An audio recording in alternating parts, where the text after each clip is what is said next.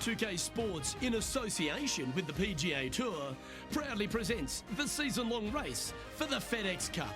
Today's coverage of the Players' Championship is about to begin. I'm Luke Elvey alongside major champion Rich Beam in the booth, and it's wonderful to welcome in Henny Koyak, who's out on the course following our featured group. Hi Luke, I'm very happy to be out here. As this event kicks off, our feature group consists of 2 players that appear to have entered into this fantastic rivalry. Yeah, so this week their goal is to beat Jon Rahm. Henny, that is by no means an easy feat. No, if Jon Rahm is fired up, sparks could fly, you want to be out of the way, and he's just going to go straight through like a Spanish ball. Yes, he's fire and brimstone, isn't he, Jon Rahm? All the Americans couldn't beat him in a Ryder Cup. This player, well, it's an ambitious rivalry to say the least. Nice shot, that. That should find the surface. Oh, that's a great approach shot. You know what? That deserves a golf clap. Yeah, they're good momentum makers, those ones. Good putt for birdie. I've never been disappointed by starting off my round with the birdie, Luke, I can tell you that. Currently 1 under for the event.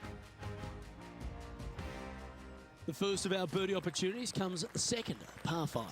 Driver not necessarily required here because you have to shape your tee shot from right to left, and if you're a right-handed golfer, that's not the easiest thing to do. So lefties have a better opportunity, I think, of finding this fairway than most with driver. From there, a second shot over a long bunker to a green that's very narrow, dotted by pot bunkers. Truly is one of the coolest par 5s on this layout. Nicely done. What are we looking at for this putt, Henny? Setting up this putt 19 feet from the cup. Ooh, right by the hole. Oh, this will be good for the momentum. Let's make this birdie putt. And with that putt hold, it's back-to-back birdies. Gotta like it. 2 in a row. He's feeling it. Currently 2 under for the event. Always like to see your name moving up the leaderboard. Never a bad thing. Going with the 7. Great looking shot, this. Oh, that's a lovely looking shot into birdie range here at the 3rd. We'll now move over to Jon Rahm. Now, who'd have thought we'd see this? He is behind his rival. Can he do the catching up that's necessary? Oh, yeah, a thing of beauty. Oh, and up he goes, marching to the top of the leaderboard.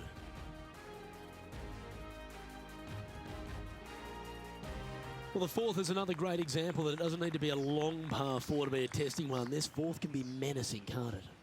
Just a small little twisty par 4. Just going to take out a fairway wood, find the fairway, and from there you're going to have a small second shot, probably a wedge. 3 distinct sections to this green, the front, the right, and the back left, and all of them have their difficulties when hitting your approach shot into them. However, in my mind's eye, if you find the fairway, you should have a decent look for birdie. Good chance, this one. Right on 6 feet. He's staring down a birdie putt here. And with that, that's their 4th birdie. And that will take him to 4 under. Jon Rahm getting ready for his next shot.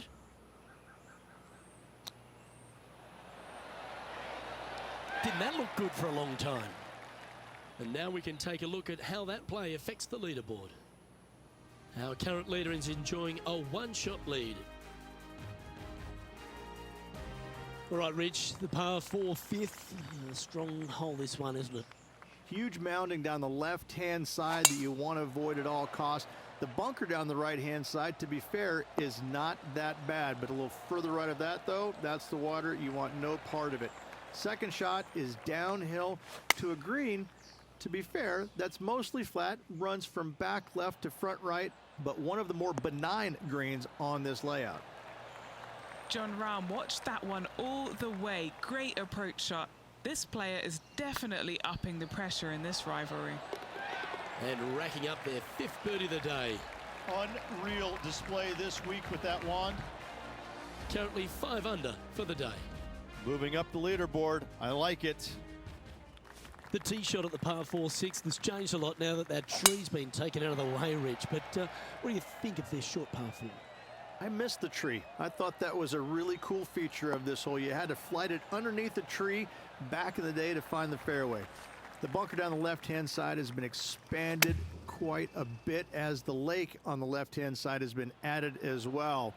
The front part of this green is protected by tall palm trees that will certainly make you think on your second shots. This is a wonderful little par 4. And Henny, what are they looking at here? Setting up this putt 27 feet from the cup. Yeah, you like the look of that right off the blade. Oh yeah, that's huge. Oh, that celebration, that's a little spicy. I don't know if these two are going to be talking now. The leader now has a one-stroke advantage. As we go from a wonderful little par 4, we go to a challenging, longer par 4, the 7. And as you can see, there's a long fairway bunker down the left-hand side that makes you believe there's more room left than you actually have.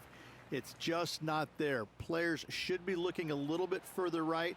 If you find the fairway, your second shot should be straightforward.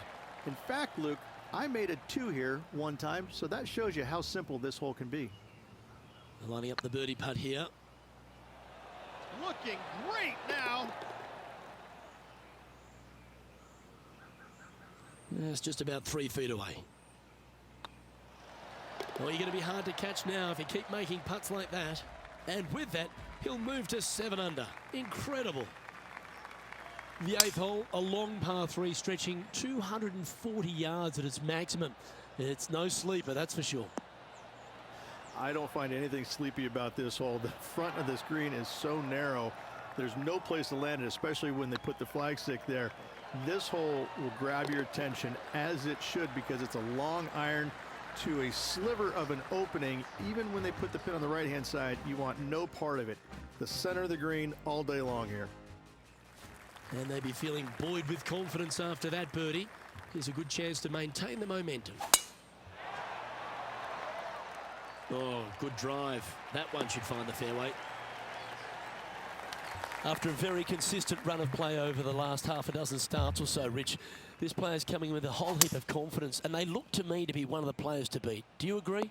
We've seen this player time and time again contend for tournaments, and it is no surprise to see him doing it once again this week. It is so fun watching this player. They're in top form. Oh, well played. And now this is why you can never get comfortable, even if you're leading a PGA Tour pro. This is what they do. They mean business.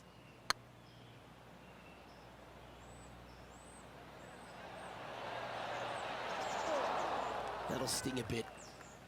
Always love these opportunities, especially when it's for birdie. Here we go, Rich. In the lead, late in the championship. It's exciting. Well, it's been great watching this player get the best of their rival, but still a long way to go until the end of this tournament. Let's see how it shakes out. Well, that's a handy shot. Here we are, Rich, a wonderful opportunity on the table. The chance to go back-to-back. Just how big would that be? Obviously massive, but I'm very impressed. They've put themselves in a position to win for the second week in a row. Impressive. What's in front of them, Henny? They've just got to focus on hitting the back of the cup, guys. This is up the hill, bit of extra juice needed. Well, that'll maintain the momentum. Nice par putt. Currently 3 strokes up after that hole. There's some birdie holes out on this course, and the 11th is certainly one of those, but there are some troublesome spots if you get out of play. There definitely is trouble, but the thing I love about this hole the most, Luke, is that there's so many different ways to play it. Most players will take driver off the tee, but from there, now it's anybody's ball game. You don't have to go for the green on the second shot. You can lay it up over the left. You can lay it up over to the right. You can lay it up long left. There's so many different ways of attacking this hole. Each individual is going to do it differently. I love the second shot on this hole. Okay, let's get back to the action. 13 feet to the hole. Fantastic play so far, setting this up for the eagle. That's inside the range. And with that hole finished, they're currently in the lead, with Brooke Henderson following in second. Well, the tee shot is all that matters on the short par 4 12th. Most players can reach the green. It's just the decision whether the player goes for it or not. They can, but they better be aware that there's a lot of danger up there. Water left obviously is no good, but even bailing out to the right in those dunes, in the mounds, and little pot bunkers on top of those mounds, well, forget about it. That's not a good space either, especially since the green does run pretty hard from right to left. If you want to take this hole on with driver and expecting to make 3, well, you need to realize that a 5 and a 6 could be easily made as well. Well, as you start to head for home here at TPC Sawgrass, you're blessed with this wonderful par 3 13th. And this is a really cool par 3. You've got 3 distinct areas on the green, front right, all the way on the left-hand side, and the back right. Wherever they put the pin is going to dictate what shot shape you want to have into that green. I think it's a really cool design because it requires you to think about how you want the golf ball to land on the green and the way you want it to bounce. I think Pete Dye did a great job in designing this green. Ooh. Pretty good chance here. This one's for par. And there's no movement on the leaderboard after that hole. There's a few birdie opportunities out of the gate here on the second 9 at TPC Sawgrass, but it really starts to toughen up down the stretch, starting here with a difficult par 4 14. Difficult tee shot on this playing some 481 yards from the tip. You find the fairway and you've got a decent chance of finding the green with your second shot, but if you're out of position anywhere on this hole, your number will go up exponentially. Let's go to John Rahm. He's currently in 3rd place.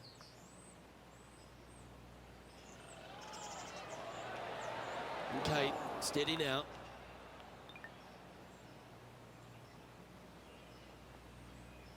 Trying to move to 12 under par with this putt.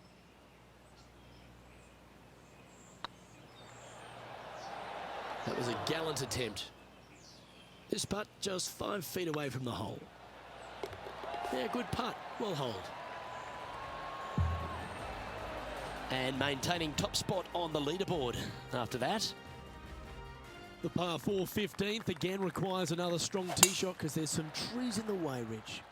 Players do hit through a chute off this tee shot, which makes it a little bit simpler, I believe, for the players.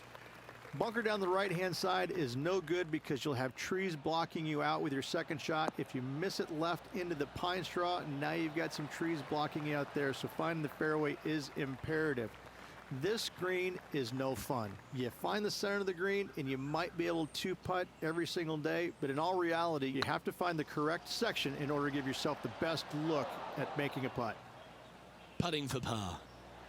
He's currently sitting in 1st place. 3 holes remaining, Luke. This is getting awfully fun. As we head to the 16th tee, the famous par 5 reached the start of the gauntlet. Ideally, players want to take their tee shots from right to left, start off that fairway bunker and move it left back in the fairway. Anything down the left-hand side can get caught up into those trees and really cause players issues with their layup. You find the fairway, now you have a massive decision to make. Go for it or bail out to the left, thinking that's the safe play. It really is not. You have to be brave and try and find this green with your second shot. If not, it could come up and bite you.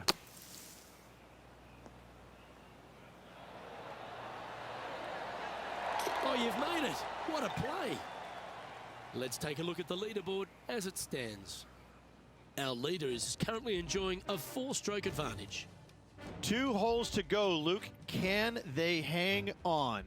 Let's find out. All right, Rich, you've stood there, you've hit the shot. Take us through the par 3 17th. When you play here in a practice round, it looks like you could just throw it on there. But when you're in a tournament round, it doesn't even look like it exists. The hole changes so much when the tournament starts. That's what I love about it. You just add 35,000 people who are having some fun and ready to heckle you if you knock it in the water. Good luck. Enjoy. Always the toughest hole in the game, the long par 4. It's just one of the most difficult, visually intimidating holes I think you'll ever face in your life.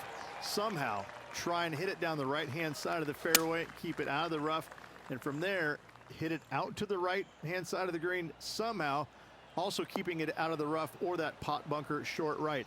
Listen, you'd be happy to make 5 here, that's for sure.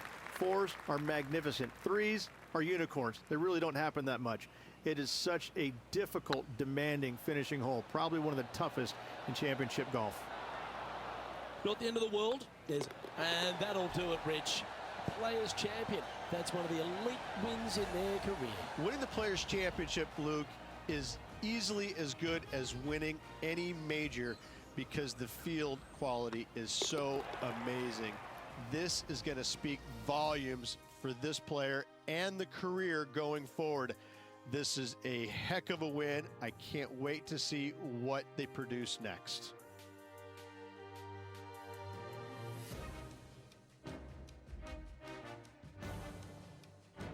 Well, Rich, after that hot start, it's probably little surprise that this player powered through to victory. This player absolutely dominated all week long, all tournament long. Great job. You don't see this happen very often. On behalf of Rich Beam, Henny Kuyak, John McCarthy, I'm Luke Elvey saying so long from 2K Sports.